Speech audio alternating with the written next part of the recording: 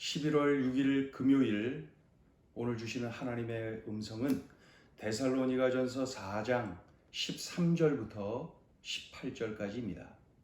교독을 합니다.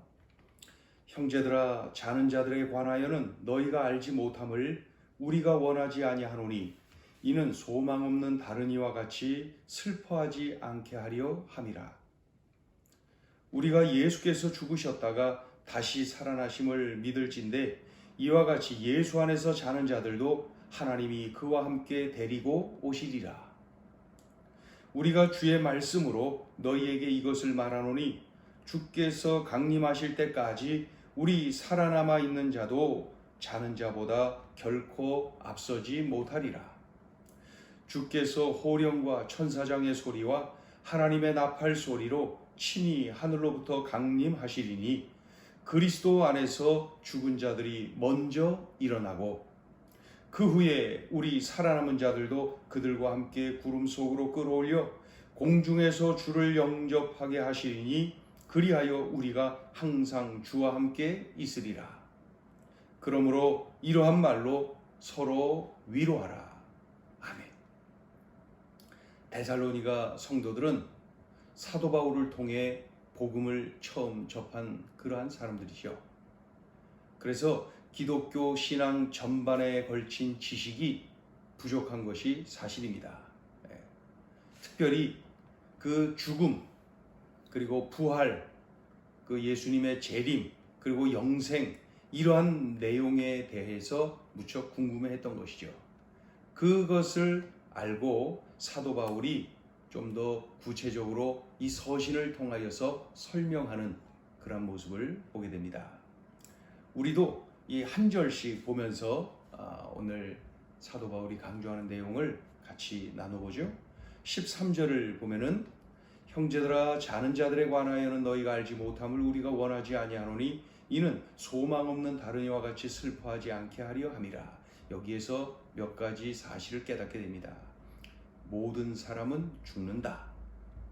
또 그러나 부활할 것이 확실하기에 죽었다라는 표현 대신에 잠을 잔다 이렇게 표현을 하는 것이죠. 예수님도 이 표현을 하시곤 했는데 그 이유가 뭡니까? 부활할 거니까. 부활할 것이라는 사실을 알고 계시기에 잠을 잔다 이렇게 표현을 하신 거죠. 사도 바울도 그러한 것이죠. 부활에 대한 믿음이 없으면은 천국 소망, 영생에 대한 소망이 없기 때문에 죽음이 마냥 슬픈 일이 분명합니다. 이 내용이 13절에 기록되어 있는 것이죠. 자, 14절도 읽어볼까요? 우리가 예수께서 죽으셨다가 다시 살아나심을 믿을진대 이와 같이 예수 안에서 자는 자들도 하나님이 그와 함께 데리고 오시리라. 예수님의 십자가에서의 죽으심 그리고 부활하심을 믿는 사람이 그리스도인이다. 성도이다. 그렇죠? 동시에 믿어야 할 것이 있는데 이게 뭡니까? 예수 안에서 자는 자들, 즉 예수 믿고 죽은 자들이죠. 그들도 예수님이 재림하실 때에 부활하여 부활의 몸으로 예수님을 맞이하게 될 것이다. 그런 내용입니다. 자, 15절, 16절 이어서 읽어볼까요? 우리가 주의 말씀으로 너희에게 이것을 말하노니 주께서 강림하실 때까지 우리 살아남아 있는 자도 자는 자보다 결코 앞서지 못하리라. 주께서 호령과 천사장의 소리와 하나님의 나팔 소리로 친히 하늘로부터 강림하시리니 그리스도 안에서 죽은 자들이 먼저 일어나고. 무슨 내용입니까? 예수님께서 재림하실 때는 모두가 볼 수 있고 들을 수 있도록 음성, 음향, 그 소리가 총동원되어서 크게 울릴 것이다. 그래서 모두가 알게 된다. 모두가 아는, 모두가 보는 가운데에 재림하신다는 거죠. 그리스도 안에서 죽은 자들, 즉 예수 믿고 죽은 성도들이 부활을 합니다. 먼저 부활을 한다는 것이죠. 먼저 부활을 합니다. 그러니까 이게 부활의 순서를 지금 말씀하는 거죠. 자, 17절. 그 후에, 그러니까 성도들이 죽은 성도들이 먼저 부활을 하고 그 후에 우리 살아남은 자들도 그들과 함께 구름 속으로 끌어올려 공중에서 주를 영접하게 하시리니 그리하여 우리가 항상 주와 함께 있으리라. 그러니까 예수 안에서 죽은 자들, 그렇죠? 그들이 먼저 부활을 하고 그 후에 지금 이 땅에 살아있는 성도들이 변화된 부활의 몸으로 공중에 끌어올려져서 공중에서 재림하시는 예수님을 영접한다. 이런 내용이죠. 그 후에 어떻게 된답니까? 그리하여 항상 영원히 주님과 함께 있게 될 것이다. 그러니까 16절 끝에 먼저, 17절에 그 후에, 처음에, 그죠? 중간에 보면 그리하여, 먼저 누구요? 예수 안에서 죽은 이들이 먼저 부활하여, 예수님 재림 때에 먼저 부활하여 공중에서 주님을 영접하게 된다. 그 다음에 뭐예요? 17절에 그 후에 살아있는 성도들이 부활의 몸을 입고 끌어올려져서 공중에서 재림하시는 주님을 영접하게 된다. 그 다음에 17절 중간에 그리하여 부활한 성도들이 그리하여 영원히 항상 주님과 함께 있으리라. 천국에 관한 언급이죠. 천국, 하나님 나라. 부활한 성도들이 우리 주님과 영원히 항상 함께 있는 곳 천국, 함께 있는 삶이 천국입니다. 천국에 관한 언급이 성경에 여러 가지 모양으로 기록되어 있죠. 눈물이 없어요, 아픔이 없어요, 죽음이 없어요, 고통이 없어요. 그렇죠? 그런데 그런 것보다도 더 분명하고 중요한 언급은 영원히 항상 주님과 함께. 이게 천국에 대한 가장 중요한 언급입니다. 그렇죠? 자, 먼저 그 후에 그리하여 됐죠? 그 이제 순서예요. 그 다음에 18절 그러므로 이러한 말로 서로 위로하라. 자, 알았지? 하면서 이렇게 되는 거야. 끝을 보여주었어요. 우리 그리스도인들은 끝을 아는 사람이에요. 그리스도인이 아닌 그 믿지 않는 분들은 끝을 몰라요. 그래서 죽음에 대한 두려움이 있고 죽음 이후에 어떻게 되는지를 모르기 때문에 항상 두렵지요.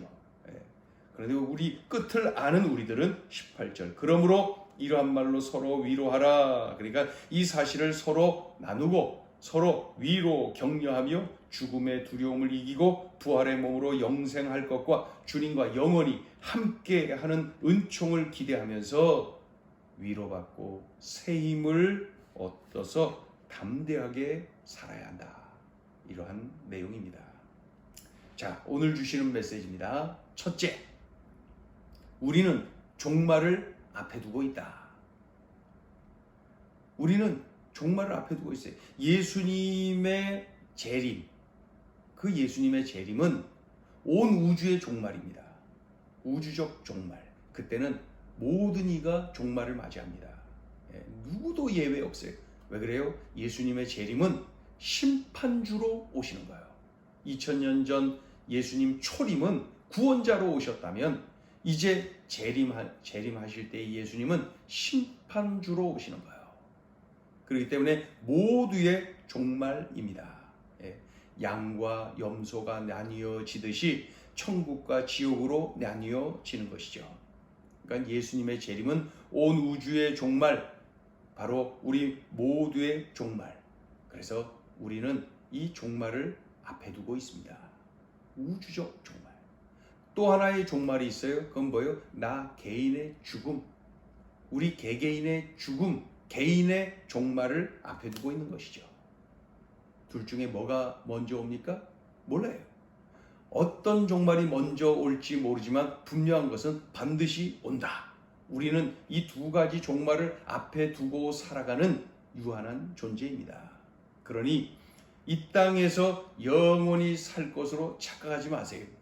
종말을 두 가지 종말이나 앞에 두고 있는 우리들의 처지에 영원히 이 땅에서 살 것으로 착각하면 안 됩니다. 예수님이 먼저 오시든지 아니면 내가 먼저 부름을 받든지 아무튼 이 종말을 앞에 두고 있는 것이죠. 예. 어느 날 나의 이름을 부르시면은 그대로 가야 됩니다. 그게 내 개인의 종말이에요. 어느 날 천사장 소리 들려, 나팔 소리 들려, 주님의 호령 소리 들려, 이렇게 음성 막 크게 울려 퍼지면서 주님 그 오시는 모습을 볼 때에 그날이 바로 우주적 종말입니다. 분명하죠? 우리는 종말을 앞에 두고 살아가는 유한한 존재이다. 그러니 영원히 이 땅에서 살 것처럼 하루하루 착각해서는 안 된다. 잠시도 착각하면 안 된다. 유한한 존재임을 늘 명심해야 됩니다. 그래야 우리 하루하루의 삶을 정말 믿음으로 또 진지하게 바르게 살아갈 수가 있는 것이죠. 자, 둘째 주시는 메시지입니다. 우리는 소망을 품은 사람이다. 오늘 본문 13절을 보면요, 소망 없는 사람이 나와요. 예수 없는 사람을 바로 이 소망 없는 사람으로 기록을 하고 있어요. 예수 없는 사람이 바로 소망 없는 사람이다. 이런 내용이에요. 13절에. 왜 그래요? 천국이 아닌 지옥이에요. 소망이 있는 겁니까? 영생이 아니라 영벌이에요. 소망 없잖아요. 무엇보다 영원히 주님과 함께하는 천국이 없잖아요. 그러니 소망이 없는 거예요. 이러한 소망이 없는 그러한 사람들과는 달리 예수님을 구주로 영접한 우리들은, 예수 믿고 구원받은 우리들은 소망을 품은 성도들이다. 그래서 이 땅에서 담대할 수가 있는 거예요. 왜 그래요? 끝을 아니까. 우리의 죽음 이후, 예수님 재림 이후, 부활, 그리고 영생, 그렇죠? 그리고 하나님의 나라, 영원히 함께 항상 우리 주님과 함께하는 그 나라, 우리 주님과 함께 영원히 왕노릇하는 그 나라, 그 나라를 예배해 두셨단 말이죠. 그러니 우리들에게 이 엄청난 소망을 주신 것이죠. 그러니 천국 백성이라는 사실을 기억하잖아요. 그 사실을 우리가 붙잡잖아요. 그러면 이 땅의 것에 얽매이지 않습니다. 이런 소망 없는 사람들은 죽음 앞에 두렵습니다. 그러나 우린 죽음 이후에 펼쳐질 놀라운 은총을 알기 때문에 두려움이 아니라 기대감이 있습니다. 담대함이 있습니다. 넉넉함이 있습니다.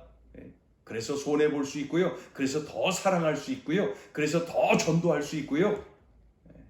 그래서 우리는 소망을 품은 사람이다.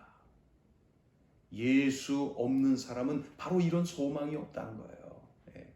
오늘 주신 말씀, 우리는 종말을 앞에 두고 있다. 이 사실을 꼭 명심해야 되고, 또 우리는 소망을 품은 사람이다.